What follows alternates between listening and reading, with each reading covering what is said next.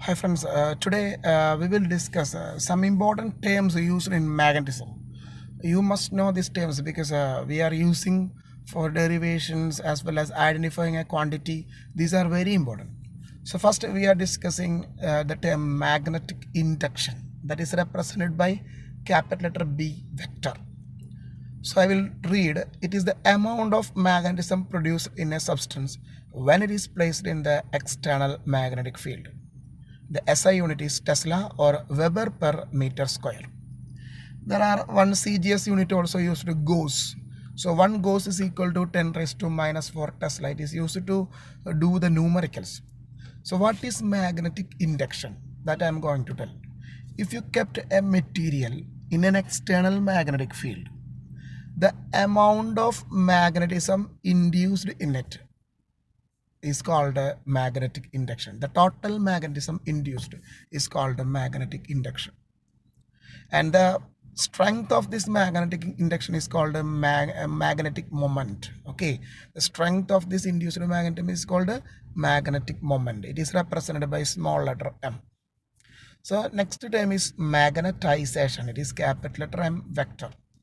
It is the magnetic moment per unit volume of the substance. You can see capital letter M is equal to small letter m by V. V is the volume and small letter m, now I told it is magnetic moment. It is the strength of the magnetism.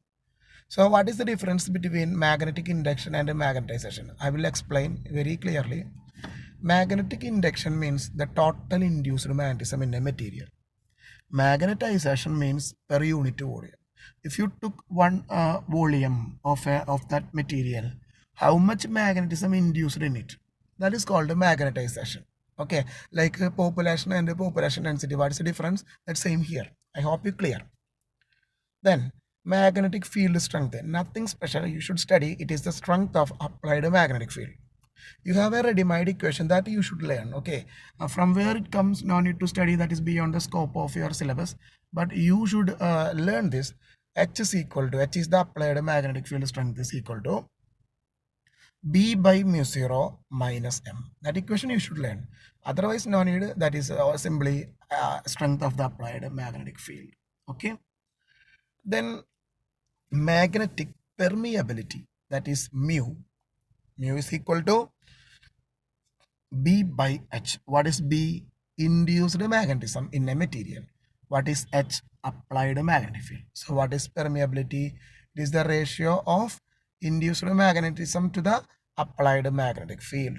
Then relative magnetic permeability, mu r. We learned epsilon r in electrostatic. That same type mu r. Mu r is equal to mu by mu 0, like epsilon by epsilon 0. Or mu r is equal to B by B0. B is the magnetic field in any medium. B0 is the magnetic field in air. Okay, both are same. So what is permeability? When you learned permittivity, I told it is the interaction of charge with the medium. What is permeability? Interaction of magnetic field with the medium. That is only the difference. Okay, epsilon r or epsilon permittivity stands for interaction of charges with respect to medium, while permeability means interaction of magnetic field with respect to medium. There are the two constants. Okay, the next term is magnetic susceptibility, that is chi m. It is read as chi. Okay, new terms should study. Okay, chi is equal to m by h. What is m? Magnetization. And what is h? Applied magnetic field. So what is susceptibility? It is the amount of magnetization with respect to applied magnetic field. That is how much a material become magnet. You will get from the value of susceptibility. Okay, if the susceptibility value is equal to 1, m is equal to h. That means how much you applied, that much you got.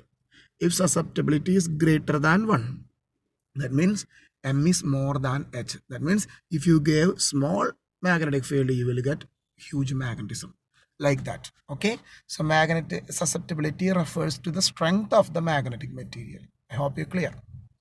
Then we should learn a relationship between magnetic susceptibility and relative permeability. That we already starting. Now we told chi is equal to m by h. So m is equal to chi m into h. We already discussed that applied magnetic field equation, h is equal to B by mu 0 minus m. So instead of m, we are giving chi m into h, the substitution from the top. So what is the equation? B by mu 0 is equal to B by mu 0 is equal to h plus chi m into h. So h is common and mu 0 we are taking that side. So B is equal to mu 0 into 1 plus chi m into h. Okay, I hope it clear. Then you should learn h is equal to B by mu. H is equal to B by mu. So we can write that B by H is equal to mu. Already we learned B by H is equal to mu.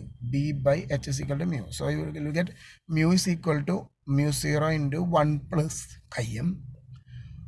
Then take that mu 0 left side. So it become mu by mu 0. What is mu by mu 0? It is mu r. Okay.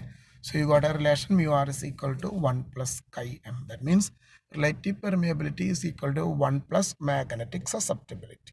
Okay. This relation is very important. Then next class we will discuss about diamagnetic, paramagnetic and ferromagnetic material. So I will give you a general introduction. Diamagnetic material are weak magnets, magnetic material. Paramagnetic are also weak magnetic material. Ferromagnets are strong magnetic material. So what is the difference between diamagnetic and paramagnetic? I told you both are weak. The difference is this one. When you kept in an external magnetic field, diamagnet always weakly repelling, while paramagnet is weakly attractive. So that is the difference between diamagnetic and paramagnetic material. Remember, both are weak materials, weak magnetic material. But when paramagnet is kept in an external magnetic field, weakly attracting, while diamagnet is weakly repelling. Then which are the example of diamagnetic material? Antimony, bismuth, copper, gold, silver, quartz, mercury, alcohol, water, hydrogen, air, argon. All are diamagnetic material. Which are the paramagnetic material? Aluminium, chromium, alkali, and alkaline earth metals. Platinum, oxygen are paramagnetic material. Ferromagnetic material are the strong magnet. Remember, iron, cobalt, nickel. You heard alnico, okay, cobalt, that is the alloy of aluminium, nickel, and cobalt. Gallium, dolinium, dysprosium, example of ferromagnetism. And the second point is giving the behavior of that magnetic material with external magnetic field. I told you diamagnets are weakly repelling the magnetic field. You can see magnetic field are repelled from there. And paramagnets are weakly attracting. You can see some attraction. And ferromagnets are strong attraction. That is why more number of planes passing through that. That is strong attractive material. So these are the basic difference between diamagnetic, paramagnetic, and ferromagnetic.